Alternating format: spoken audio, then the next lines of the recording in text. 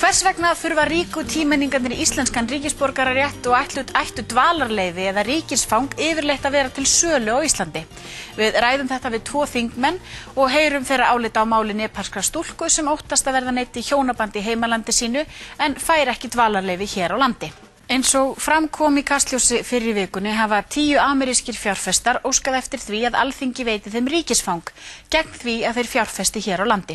Á sama tíma berast svo fréttir af því að Útlendingastofnun hafi hafnað ungri nepalskri konu dvalarleyfi af mannúðarástæðum en stúlkan óttast að vera neydd í hjónaband í heimalandi sínu. Þingmennirnir Guðmundur Steingrímsson og Birgitta Jónsdóttir eru sest hjá Helga til að ræða þessi mál. Velkomin í Kastljós, Birgitta og Guðmundur. Bara byrja á kannski að spyrja þig Guðmundur svona út í þetta, já, svona eftir að hafa séð þetta núna í vikunni og hvernig líst þér á þessa hugmynd að flytja hingað til lands fjársterka einstaklinga sem að lofa því að koma með peninga til að fjárfesta hér? Ég veit það ekki. Ég ekki búinn að hugsa þetta alveg út í gegn og þetta alveg nýtt en það samt gert ráð fyrir því í lögum að Alþingi megi veita ríkisborgararétt þeim sem að við teljum að muni vera akkur fyrir þjóðfélagið, það helst orðað eitthvað hann í lögunum, þannig að út af þessi gert ráð fyrir þeirri hugsun og fólk hefur fengið ríkisborgararétt hér á Íslandi út á það að vera afreksfólk.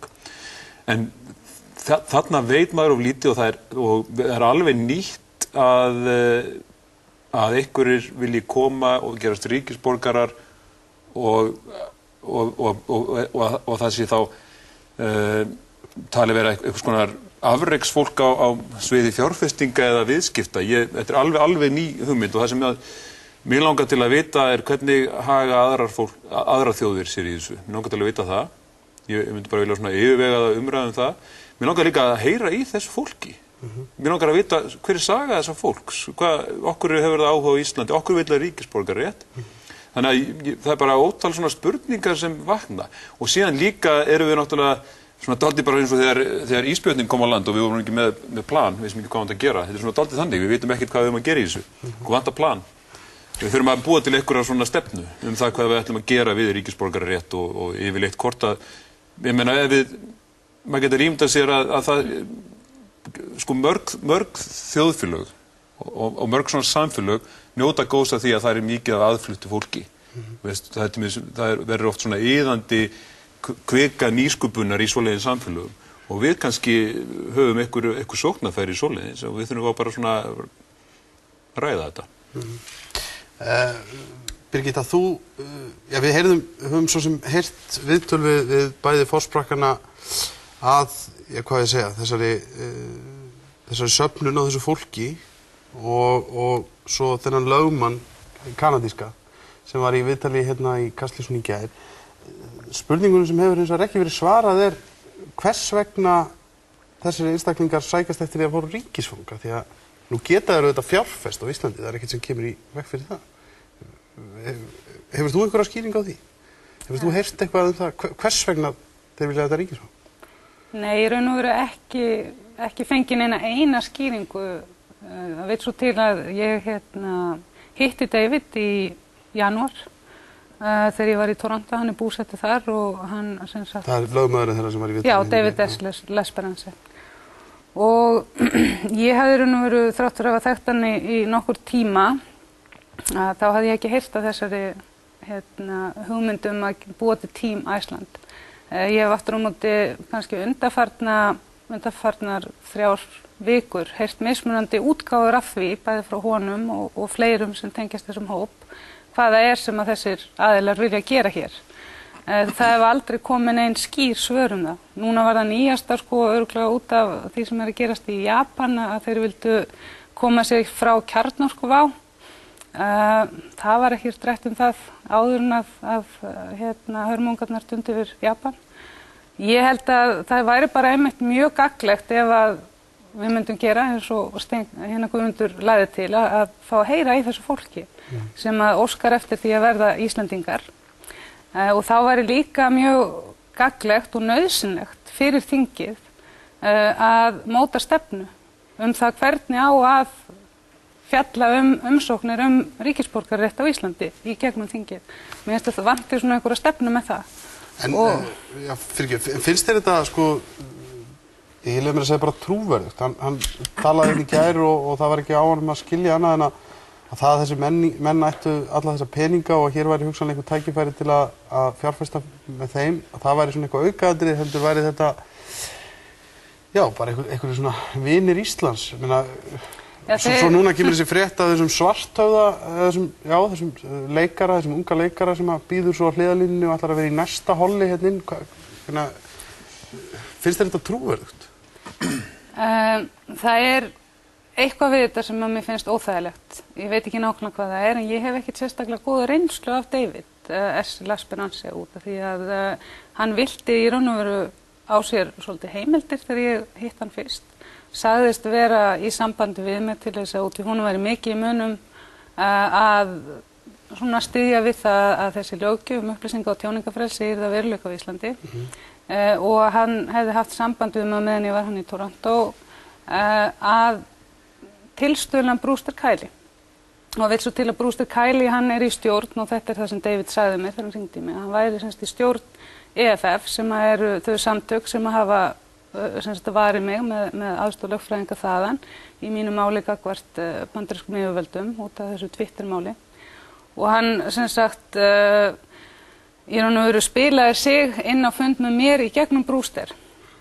Síðan sem sagt í raun og veru hitti ég hann á leiðin á flugvöllin og gat ekki tala mikið við hann en hann kemur svo til Ísland 2 dögum eftir ég kem til Íslands og heldur áfram að ræða og vill fund með þessu fólki sem hefur verið á bakvið imman hinn á Íslandi og við hittum hann og hann byrjar að tala hvað það mikilvægt að Brewster, bæði hvað Brewster heillar þessu verkefni út af hans vinnu, hann hefur lent í ýmsum vandræðum í tengslum við þessi internet archives út í það eru margir sem vilja ekki að allt sé geymt á netinu sérstaklega ef fréttir hafa verið leiðréttar eða teknar út það séu ekki áfram til í því internet archives og jafnframt náttúrulega Brewster mikill baráttumaður fyrir upplýsinga og tjáningafrelsi í Bandaríkjunum. Þannig að mér fannst svona þegar David segir það bara beint að hann sé lögmaður Brewsters og hann sé jafnframt að Brewster og þeim þessi sem hefur stutt Riff meðal annars og sonur Armstrong mannsins sem tók þátt í að skrifa fyrir Washington Post Pentagon pappirana að þeirra sem sagt David segir við okkur, þennan hóp sem á bakvið mann, að Brewster og þeim séu tilbúin til þess að leggja til peninga til að styðja við fyrsta árið á immastofnunni, að þá fannst okkur það bara frábært. Og en svo kemur ljósa þrátt fyrir það sem að David hefur sagt, að það séu engir strengir við þessa peninga, að Brewster hafði aldrei nokkuð tíman lagt til að hann myndi leggja neina peningi í þetta, hann á ekki peningi í þetta. Myndi vara með öðrum orðum þá að villa sér heimildir? Já, og síðan hringi í Brewster, sérstaklega, eftir að David reynir að fá mig til þess að koma á fundi á milli hans og Ögmundar og Atla Gíslasonar til þess að kynna þetta ríkisborgara kaupa dæmi og mér fannst það ekki við hæfi og ég hringi í Brewster í kjölfarið út því mér fannst bara ágangur að vera það mikill ég kom á þessum fundum, mér fannst þetta allt mjög skrítið. Og þá kemur ljós að Brewster hefur aldrei notið lögfræðiþjónustu né ráðgjafar frá David Esperance.